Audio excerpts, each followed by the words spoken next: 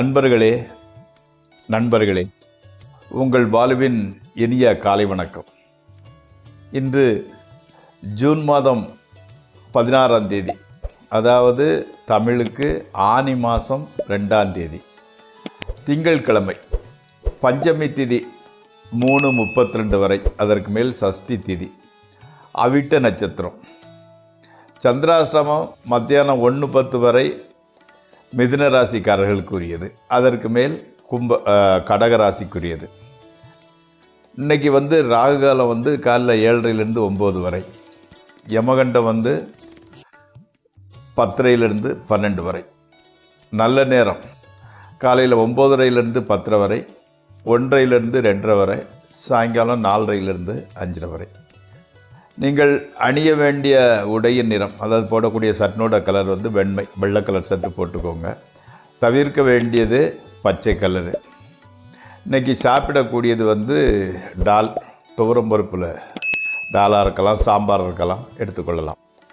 நண்பர்களே, இப்போ அந்த ஜோதிட பாடத்தில் விசாக நட்சத்திரத்தில் பிறந்தவங்களை பற்றி பார்த்து கொண்டு வந்தோம். அதையே தொடர்வோமாக.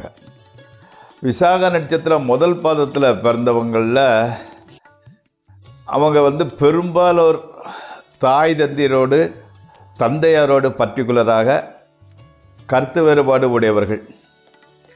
தகுதிக்கு குறைவான மாதனை மணந்தது அவங்களுக்கு ஒரு அபாக்கியமான ஒரு சூழ்நிலைன்னு வச்சுக்கலாம். அவன் நல்ல கெப்பாசிட்டி போல, அவன் கெப்பாசிட்டிக்கு தகுந்த இல்லாமல் தகுதியை விட மிகவும் குறைவான மனைவி மாதினை மணக்கக்கூடியவராக இருப்பார். சிலர் மனைவியின், அதாவது தாம்பத்திய வாழ்க்கையின் பரிபூர்ண திருப்தி அடையாதவராக இருப்பார். விதவிகள்பால் நேசம் கொண்டவராக இருக்கக்கூடும். மாதரால் அவமானம் அடைபவராகவும் சிலர் காணப்படலாம். அரசாலும் பூர்வீகத்தாலும் ஆதாயம் பெறுபவர்கள் இவங்களுக்கு கவர்மெண்ட் மூலமும் பூர்வீக மூலமும் ஆதாயம் கிடைக்கும். நண்பர்களே, இப்பொழுது நாம் ராசி பலன் நிகழ்ச்சிக்குள் செல்வோம். இந்த நிகழ்ச்சிக்குள் செல்லும் முன்பு அதை சப்ஸ்கிரைப் செய்யவும், நண்பர்களுடன் பகிர்ந்து கொள்ளவும். வாருங்கள், நிகழ்ச்சிக்குள் செல்வோம். மேசராசிக்கு இன்றைக்கு பெரியோர்களின் சந்திப்பும் அவர்களது ஆதரவும் கிடைக்கும். செய்தொழிலில் பல தொல்லைகளும் கவலைகளும் இருந்தாலும் ஆதாயம் இல்லாமல் போகாது. ஏதோ ப்ராஃபிட் வரத்தான் செய்கிறது. முன்னேற்றமும் இருக்கும். சொத்து நிலம் சம்பந்தப்பட்ட வழக்குகள் உண்டாகலாம். உறவினர்களிடையே சச்சரவு கண்டிப்பாக உண்டாகும். கணவன் மனைவி உறவு மாத்திரம் நல்லபடியாகவே செல்கின்றது. அடுத்து ரிஷபராசி. வீண் அலைச்சலும் கெட்ட பெயரும் உண்டாகக்கூடும். குடும்ப கவலை சற்று அதிகரிக்கும். ஆனால் கணவன் மனைவியரிடையே மனவேற்றுமை இருக்காது. உறவு நல்ல விதமாகவே இருக்கும். மாணவர்களுக்கு கல்வியில் ஆதாயம் சற்று குறைகிறது. அன்னையின் உடல்நலத்தில் அக்கறை எடுத்துக்கொள்ளுங்கள். அடுத்து மிதுன ராசி. நோய்கள் அகன்று குடும்பத்தில் முன்னேற்றம் ஆரம்பிக்கின்றது. அனைவரும் ஆரோக்கியத்துடன் இருக்கின்றார்கள். தொழிலில் அபிவிருத்தி ஏற்படுகிறது. பணவரவுக்கு மேல் செலவு சென்று கொண்டிருக்கிறது. அதனால் பணத்தட்டுப்பாடு கொஞ்சம் தவிர்க்க இயலாமல், கட்டுப்படுத்த முடியாமல் செல்கின்றது. வரவேண்டிய பணம் சேரவில்லை. நண்பர்கள், உறவினர்கள் சக்க சமயத்தில் உங்களுக்கு உதவி புரிவர்களாக இருக்கின்றார்கள். அடுத்து கடகராசி. தொழிலில் மாற்றம் ஏற்பட்டால் கட்டாயம் வாழ்க்கையில் முன்னேற்றமும் நல்ல ஆதாயமும் கிடைக்கும். அப்போ ஒரு சேஞ்சு தேவைப்படுகிறது, மாற்றம் தேவைப்படுகிறது. உறவினர்கள் உதவியை எதிர்பார்க்க வேண்டாம். இங்கே அதாவது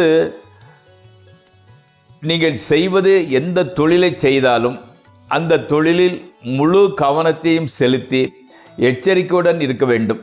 அப்படி என்றால் முன்னேற்றம் வரும் கண்டிப்பாக. மேலதிகாரிகள் ஓரளவு ஆதரவுடனே இருக்கின்றார்கள். அடுத்து சிம்மராசி.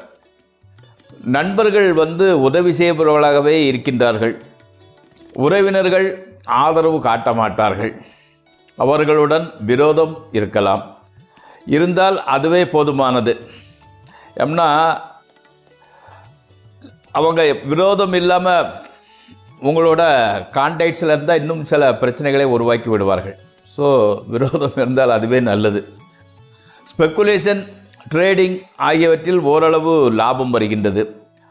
பணப்புழக்க வழக்கங்கள் பரவாயில்லை, மக்களால் மகிழ்ச்சி. அடுத்து கன்னிராசி. நோய்கள் மனதை வேதனைப்படுத்துகிறது. பணத்தட்டுப்பாடு சற்று அதிகரிக்கிறது. செய்தலில் ஒன்றில்தான் மனம் அமைதியடைகின்றது. உற்சாகமும் மகிழ்ச்சியும் அதன் மூலம்தான் கிடைக்கின்றது. ஆனால் ஆதாயம் சிறிதுதான் வருகின்றது. உறவினர்களை நம்பாமல் இருப்பது நல்லது. கணவன் மனைவி உறவு ஓரளவு நன்றாகவே இருக்கின்றது. அடுத்து துளாராசி. நினைத்த காரியம் நினைத்தபடி நடக்கின்றது. ஆரோக்கியம் அபிவிருத்தி அடைகிறது. செய்தொழிலில் முன்னேற்றமும் நல்ல ஆதாயமும் கிடைக்கும். மேல் அதிகாரிகளின் ஆதரவு அதிகரிக்கிறது. அரசாங்கத்தில் நல்ல புகழும் பல நன்மைகளும் ஏற்பட போகின்றது.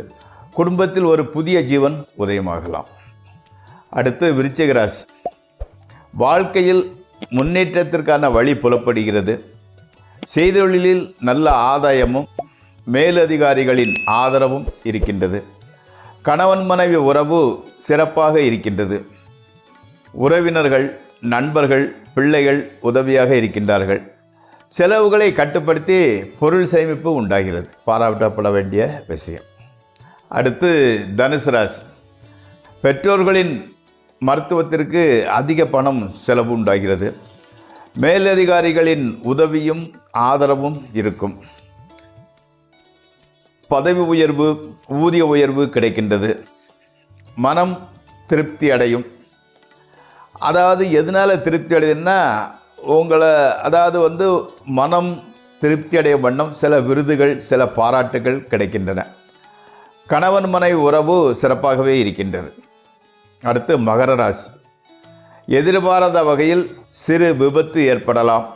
மிகவும் எச்சரிக்கையுடன் நிதானத்துடனும் இருக்க வேண்டிய சமயம் இது. பல துன்பங்கள் ஏற்பட்டாலும் தெய்வ வழிபாட்டிலும் ஆத்ம விசாரங்களிலும் மனம் ஈடுபடும். அதன் காரணமாக மன அமைதியும் மகிழ்ச்சியும் உண்டாகிறது. மனைவி, மக்கள், உறவினர்கள், நண்பர்கள் உதவி செய்பவர்களாக இருக்கின்றார்கள். அடுத்து கும்பராசி. புதிய சிநேகிதம் ஆபத்தானது. அதை விட்டொழிகள். அதை தொடர்பினை அதிகப்படுத்தி கொள்ள வேண்டாம். அதை தவிர்த்து விடுங்கள். மக்களால் உதவி இருப்பதில்லை. அவர்களால் கவலைதான் அதிகரிக்கின்றது. கணவன் மனைவி உறவு ஓரளவுதான் நல்ல விதமாக இருக்கும். உறவினர்கள் சின்ன சின்ன பிரச்சனையை கொடுக்கிறார்கள். உஷ்ண சம்பந்தப்பட்டான வியாதி, ஸ்கின் அலர்ஜி, டிசென்ட்ரி போன்றவை பிரச்சனையை கொடுக்கும். அடுத்து மீனராசி. உறவினர்கள், நண்பர்கள் உதவியும் ஆதரவும் பெரிய அளவில் கிடைக்கப் போகின்றது. கணவன் மனைவி உறவு சிறப்பானதாகவும் மகிழ்ச்சி அளிப்பதாகவும் இருக்கின்றது. மக்களால் பல நன்மைகள் ஏற்பட போகின்றது. மேலதிகாரிகள் தொழிலில் உற்சாகமூட்டி உதவுகிறார்கள். எதிரிகளின் சூழ்ச்சி பலனளிக்காமல் போய்விடுகிறது. கடன் கட்டுக்கு அடங்கியே இருக்கின்றது.